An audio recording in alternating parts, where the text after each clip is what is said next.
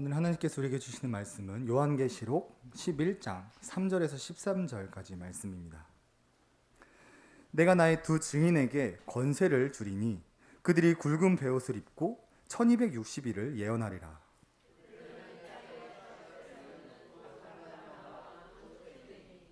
만일 누구든지 그들을 해하고자 하면 그들의 입에서 불이 나와 그들의 원수를 삼켜버릴 것이요 누구든지 그들을 해하고자 하면 반드시 그와 같이 죽임을 당하리라.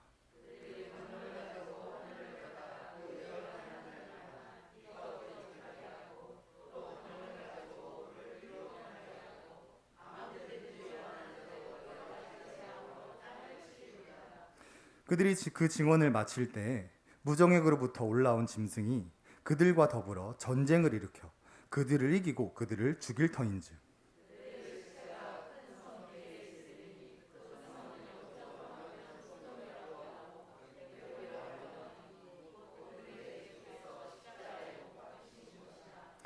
백성들과 족속과 방언과 나라 중에서 사람들이 그 시체를 사흘 반 동안 보며 무덤에서 장사하지 못하게 하리로다.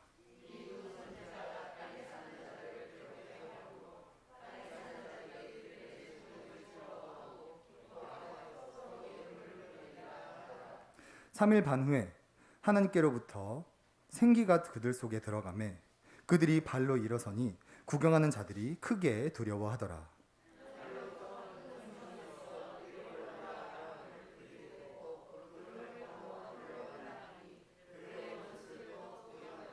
함께 읽겠습니다. 그때 큰 지진이 나서 성 10분의 1이 무너지고 지진에 죽은 사람이 7천이라.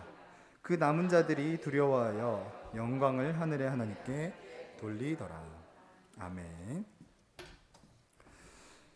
우리는 계속해서 우리 인간이 원하는 교회가 아니라 우리 하나님이 원하시는 교회의 모습을 알아가고 있습니다.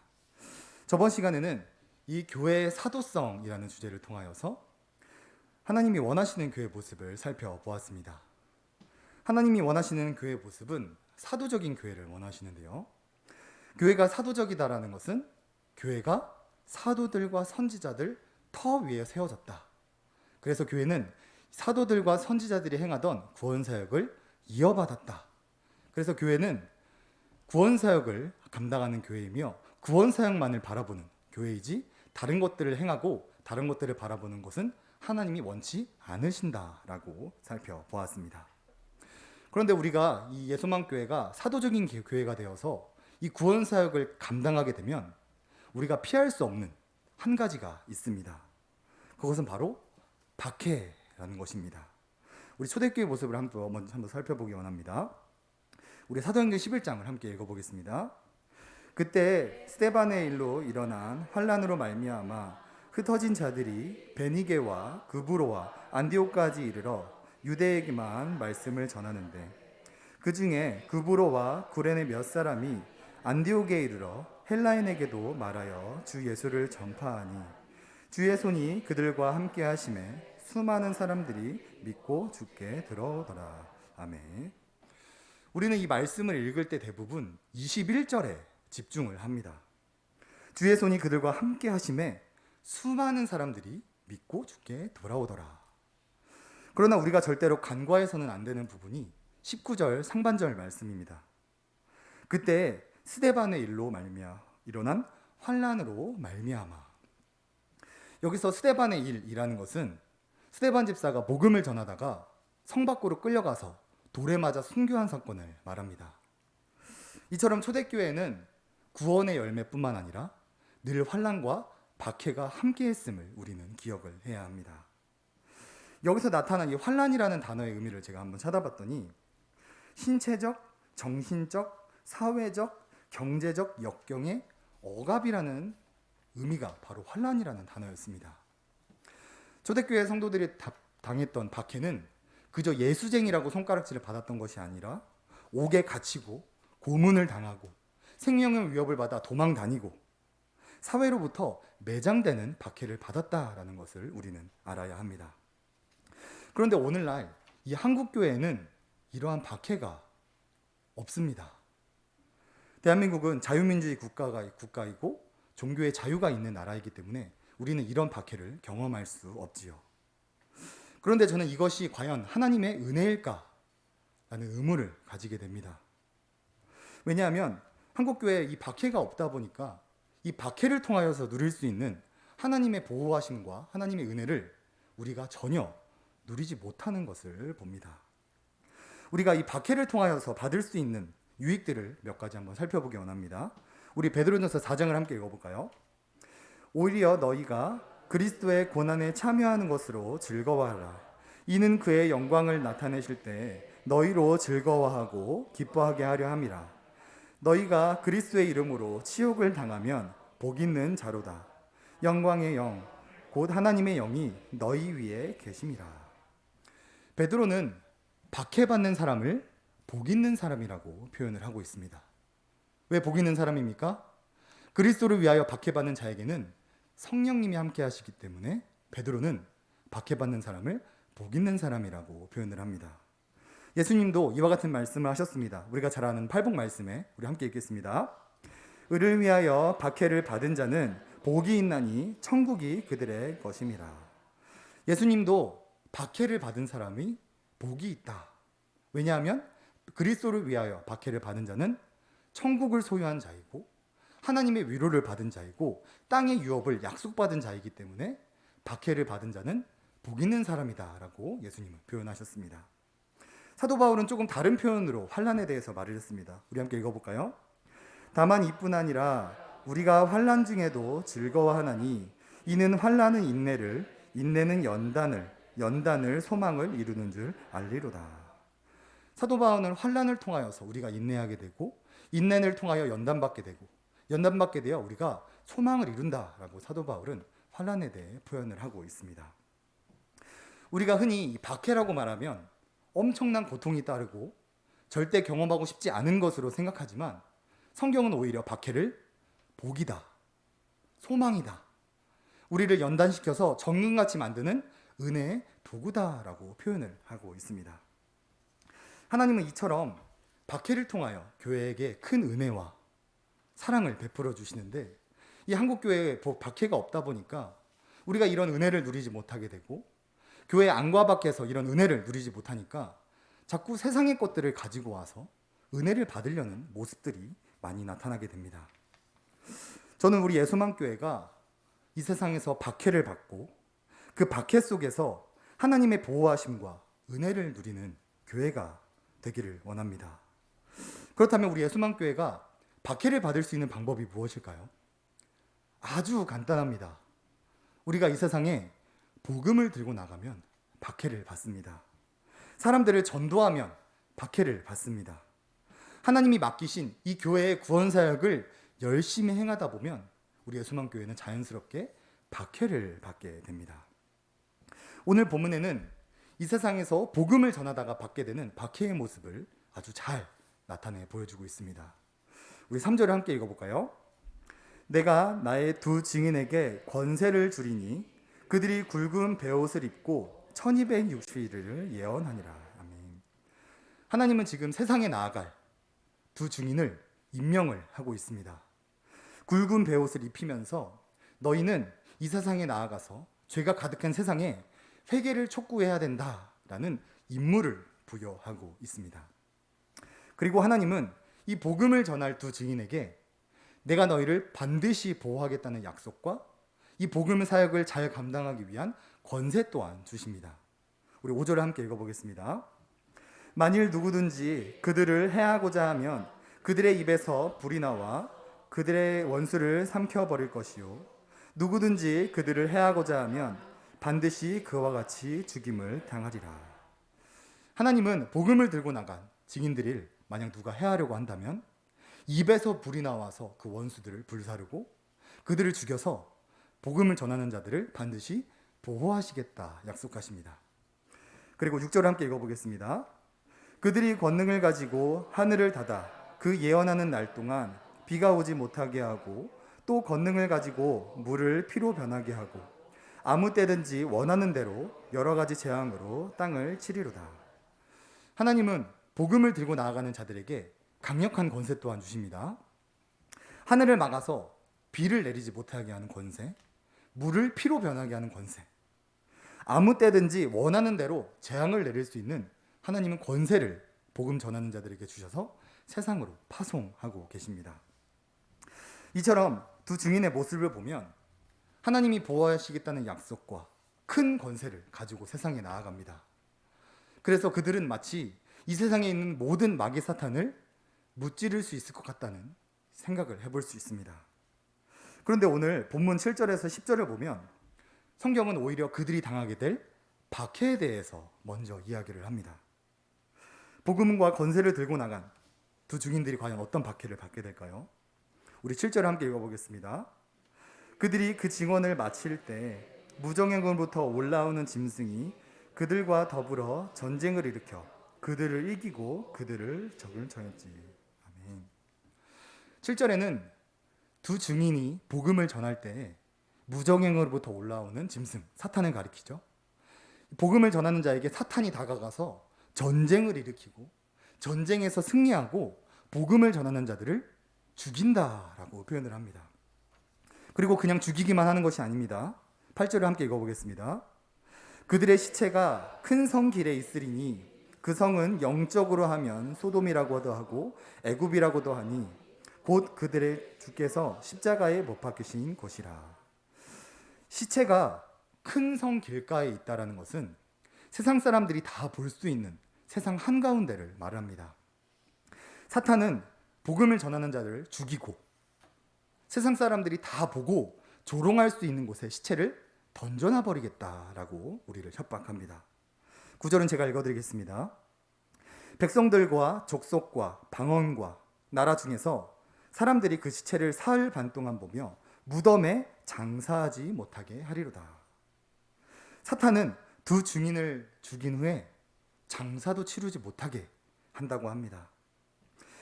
증인을 죽이고 많은 사람들 앞에서 조롱을 받게 한 것도 모자라서 장사도 치르지 못하게 하겠다. 심한 모욕감을 선사하는 것이죠. 우리 10절 함께 또 읽어볼까요? 두 선지자가 땅에 사는 자들을 괴롭게 한 고로 땅에 사는 자들이 그들의 죽음을 즐거워하고 기뻐하여 서로 예물을 보내리라 하더라. 사탄의 무리들은 두 증인의 죽음을 즐거워하고 기뻐하고 너무나 기쁜 나머지 승전보를 울리면서 서로 선물을 주고받는다라고 말을 합니다. 이것이 교회가 세상의 복음을 들고 나갈 때 받게 되는 박해입니다. 분명 하나님은 두 증인에게 분명히 보호하시겠다는 약속과 강력한 권세를 주셨는데 막상 복음을 들고 세상에 나아가 보니 사탄과 전쟁을 치르게 되고 패배를 하게 되고 조롱을 받게 되고 그들의 승전보를 지켜보면서 패배감을 느끼게 된다라고 성경은 말을 하고 있습니다.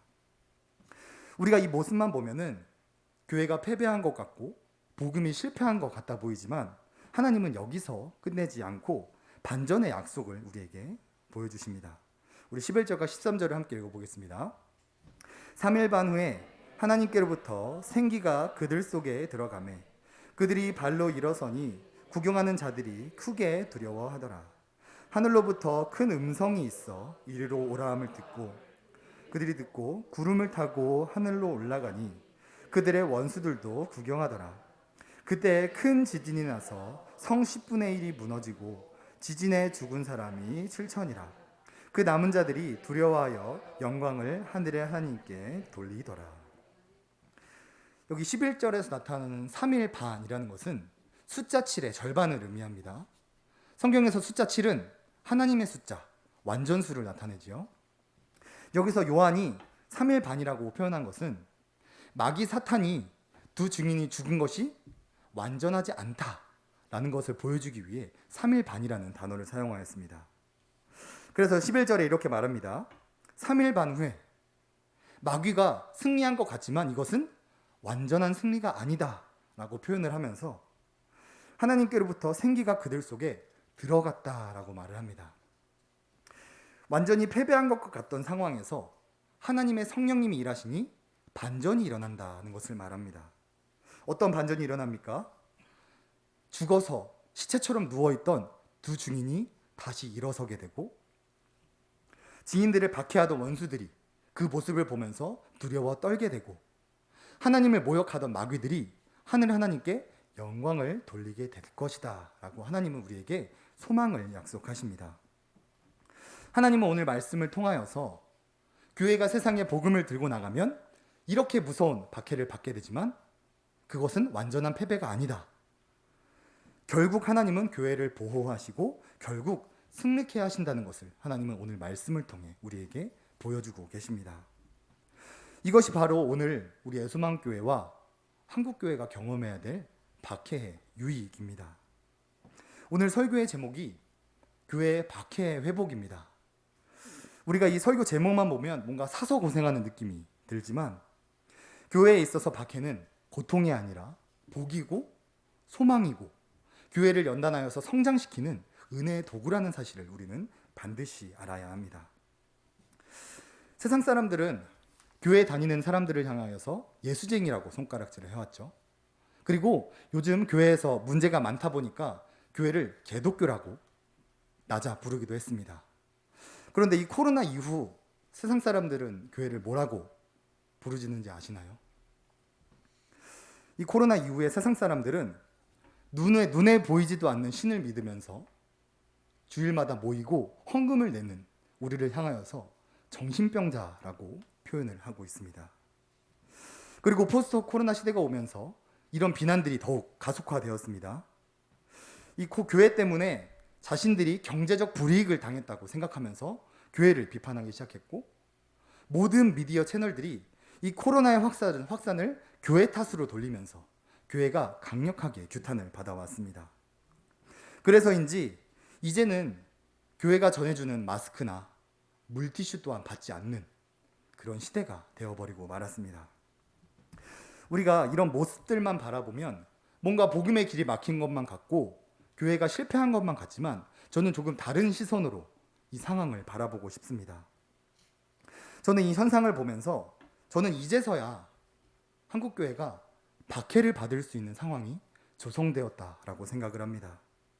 한국교회가 드디어 박해를 통하여서 하나님의 보호하심과 은혜를 누릴 수 있는 국가가 되었다라고 생각을 합니다. 제가 북한에서 넘어오신 탈북민 전도사님과 대화를 나눈 적이 있었는데 그때 들었던 이야기가 굉장히 충격적이었습니다. 그분께서 어떤 이야기를 해주셨냐면 지금 북한 교회에서 한국 교회를 위해서 기도하고 있다고 합니다. 북한은 이 박해 속에서도 예수님을 믿고 전도하고 하나님을 의지하며 살고 있었는데 탈북을 해서 한국 교회에 와 보니까 한국 교회는 가난한 성도들 같다는 것입니다. 목숨을 걸면서 그렇게 신앙생활을 하다가 목숨을 걸면서 한국에 넘어왔더니 한국 교회 성도들은 하나님도 믿고 돈도 믿고 명예도 믿고 성공도 믿고 하나님의 도우심과 하나님의 감동은 없이 세상 사람들처럼 살아가는 그 한국교회의 모습을 보게 되었고 이 소식을 북한에 알려서 북한 성도들이 오히려 한국교회를 위해 기도하고 있다라는 충격적인 이야기를 들었습니다. 왜 북한이나 우리 한국 땅이나 동일한 하나님을 믿고 따르는데 북한 성도들은 하나님만을 의지하며 살아가고 왜 우리 한국 성도들은 다른 것들을 바라보며 살아가고 있을까요? 저는 교회에 박해가 있고 없고의 차이라고 생각을 합니다. 제가 굉장히 좋아하고 공감하는 문구가 하나 있습니다. 우리 한번 화면에 문구를 함께 읽어보겠습니다. 교회는 본래 박해 속에서 은혜를 나누는 공동체이다. 우리 한 번만 더 읽어보겠습니다. 교회는 본래 박해 속에서 은혜를 나누는 공동체이다. 교회는 본래 이런 곳이었습니다. 교회란 세상이 교회를 삼키려는 그런 박해 속에서 살아가고 그 박해 속에서 모인 공동체에서 은혜를 나누는 곳이 바로 교회였습니다. 그렇기 때문에 교회는 늘 하나님을 의지하며 살아왔고 교회는 늘 하나님만을 바라보며 살아왔었습니다. 그런데 어느 순간 이것이 은혜인지 아닌지 모를 정도로 한국교회의 박해가 없어지게 되었고 박해가 없어진 후에 한국교회의 모습은 어떻게 변화했나요?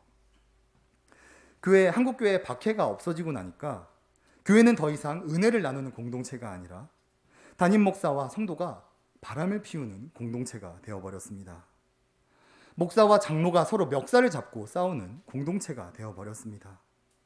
목사가 목사를 세상의 법정에 고발하고 성도가 성도를 세상 법정에 고발하는 공동체화가 되어버리고 말았습니다.